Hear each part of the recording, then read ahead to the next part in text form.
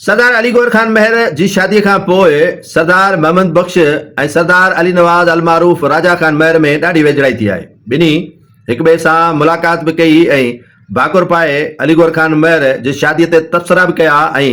काफ़ी हिक ॿिए खे ॾोरापा बि ॾिना। हाणे सरदार जेको चीफ सरदार आहे महर कबीले जो सरदार मोहम्मद बख्श खान महर, उनखे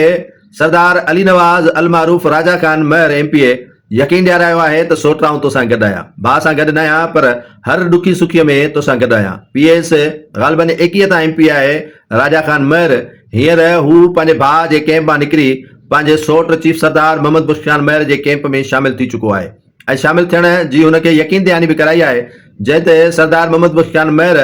सरदार अली नवाज़ खान महर खे यकीन ॾियाराए त सोट तोसां वाइदो आहे ज़रूर पीपल्स पार्टी की क़यादत अदी फरियाल तालपुर साहिबा, बिलावल भुट्टो ज़रदारी साहब ऐं वॾे आसिफ अली ज़रदारी साहब सां वाइदो कयां थो त ॻाल्हाईंदुसि ज़रूर त बाबा हाणे त अली नवाज़ खान महर खे वज़ारत ॾियो। हू अली गौर खान महर खां केई दूर थी चुको आहे, परे थी चुको आहे, हाणे वेझो आहे त सिर्फ़ ऐं सिर्फ़ मुंहिंजे, ऐं जेकॾहिं आईंदा वेझो रहंदो त उहो पीपल्स पार्टी जे ई वेझो रहंदो। उन करे हिन जो हक़ पहुचे थो त खेसि वज़ारत ॾिनी वञे। हाणे ॾिसजे त पाकिस्तान पीपल्स पार्टी जी क़यादत सरदार अली नवाज़ खान महर के सरदार मोहम्मद बख्श महर जे चवण ते वज़ारत ॾिए थी या न,